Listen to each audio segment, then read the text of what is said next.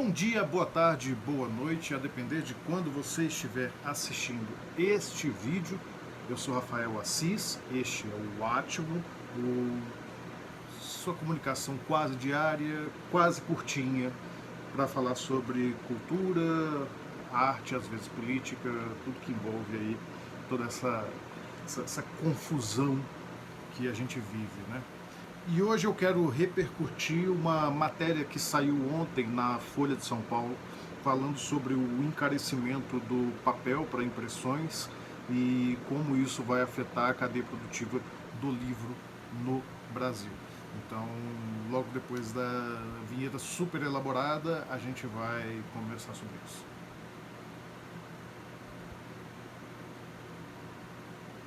Então, pessoal, o que a gente tem a dizer, né? Segundo a matéria da Folha, matéria que foi escrita por Fernanda Brigatti, eu falei como se fosse italiana, enfim, dane-se. A gente teve uma elevação do custo de papel no Brasil em mais ou menos 65% só no começo desse ano. O que isso significa? Significa que para a gente que trabalha no mercado de impressão, escritores, quadrinistas, jornalistas e etc, os editores, tradutores e assim vai todo mundo, ilustradores, eu vou parar.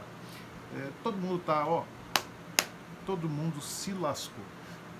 A inflação está comendo solta, eu acho que eu não preciso falar isso, vocês já devem ter percebido. Se vocês vão à padaria ou supermercado diariamente, vocês sabem que a inflação tá explodindo. A inflação da gasolina, do diesel também, o que também encarece todo o resto. A gente está num momento muito terrível, né? Também quem diria que se a gente tivesse o pior presidente da nossa história, na maior pandemia dos últimos 100 anos e numa ameaça de guerra na Europa, eu acho que as coisas não iam dar certo, né? Os motivos para isso estar acontecendo são muitos. Em grande parte, a gente tem um grande problema sobre a cotação do dólar.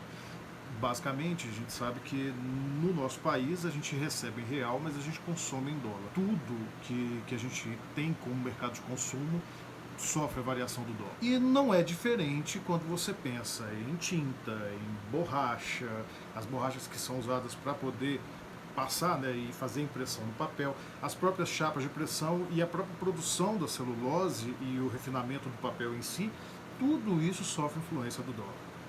Além disso, durante a pandemia teve uma pressão muito forte em cima dos produtores de papel para produzir materiais de embalagem, papelão, que foram demanda para vários tipos de insumos para entrega de alimentos, entrega de equipamentos.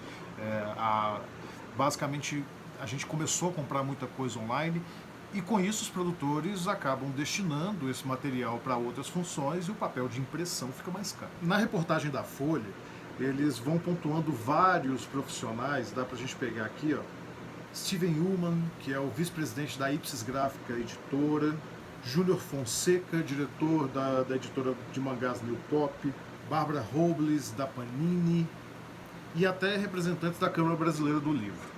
O que todos concordam, e eu acho que a gente também consegue perceber muito claro, é que a situação está indo daí para pior.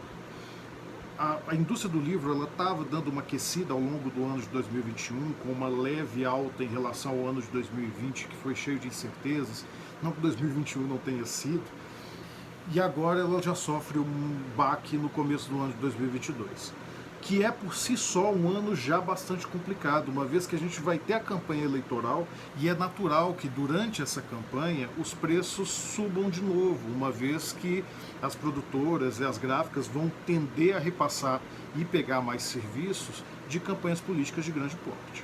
Outra coisa que todo mundo está falando é que esse valor vai ter que ser repassado para o consumidor. Campanhas do Catarse que foram financiadas com valores de 50, 60 reais por exemplar no ano passado, já vão chegar às lojas esse ano custando 80, quase 100. Assim fica muito difícil você manter uma produção constante e conseguir atender as suas demandas mantendo um preço sério. Trocando por miúdos é como se fosse uma versão menor daquilo que muita gente se lembra do governo Collor durante a alta da inflação, em que os preços mudavam dia a dia. Não chegamos nesse ponto, mas começa a acender um sinal muito perigoso. E mais uma coisa que eu preciso lembrar é, eu estou falando sobre papel, mas vocês podem ficar preocupados com todos os ramos aí da sua vida. Isso não vai parar num só lugar. Em especial para a literatura e os quadrinhos, para a tradução e publicação de novos autores, isso tudo gera uma apreensão muito grande. O Alexandre Link, do canal Quadrinhos na Sarjeta, que em geral eu sempre cito aqui, ele fez um vídeo recentemente falando sobre como muitas editoras têm apostado em lançamentos de obras completas de autores, muitas vezes com edições de quadrinhos obscuros que muito pouco ou nada acrescentam ao nosso cenário atual. O que é, de certa forma, compreensível, né? Ele mesmo fala isso no vídeo, que é mais fácil para uma editora apostar num autor, num nome que ela sabe que vai ser vendável, do que apostar em novos autores ou no resgate de autores já consolidados, mas que estão esquecidos e, portanto, não vão gerar o mesmo hype e o mesmo interesse das pessoas.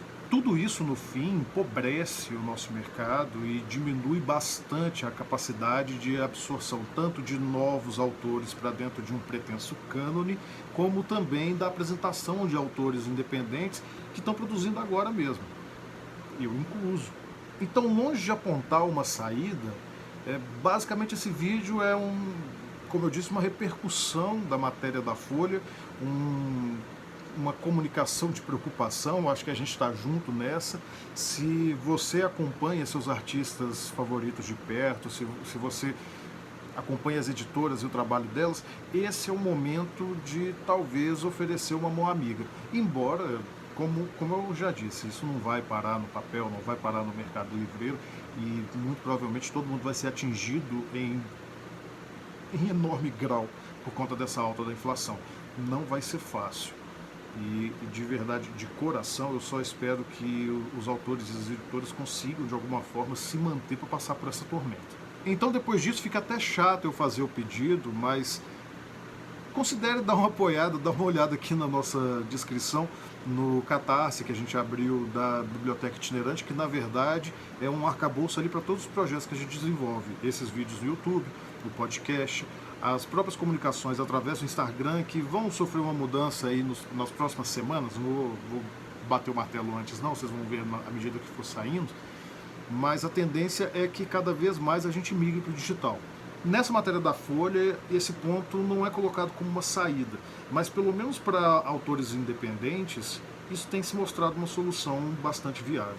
Vale dizer, e se vocês quiserem acompanhar, o trabalho e as discussões do Jean Gabriel Álamo, autor independente, publica praticamente só na Amazon e tem falado bastante sobre isso de forma que ele mesmo não quer voltar a publicar físicos. Talvez nessa destruição do mercado como a gente conhece, mesmo que temporária, o apoio direto de certos autores para os nichos, se não são o melhor dos cenários, talvez seja a única esperança, que não vai abraçar todos, sabe? Mas talvez a diversidade consiga fazer com que a bolha se expanda e a gente tenha uma maior possibilidade de sustentar os vários artistas e as várias artistas que trabalham nesse meio. Por isso, esse foi o Átimo, e se você quiser acompanhar o nosso trabalho, lembra de seguir lá no Instagram, assis_foto, do jeito que escreve, com F mesmo. Lá você pode mandar sugestões de temas, comentários e receber um abraço aqui. Nunca teve uma viva alma que mandasse uma sugestão esse ano. Você pode ser a primeira ou o primeiro. Então, fico muito agradecido. Novamente, aqui na descrição vai estar o nosso link do Catarse e também do primeiro podcast, que se você for apoiador do Catarse, você recebe sempre antecipado. Então, muito obrigado, gente, e até a próxima.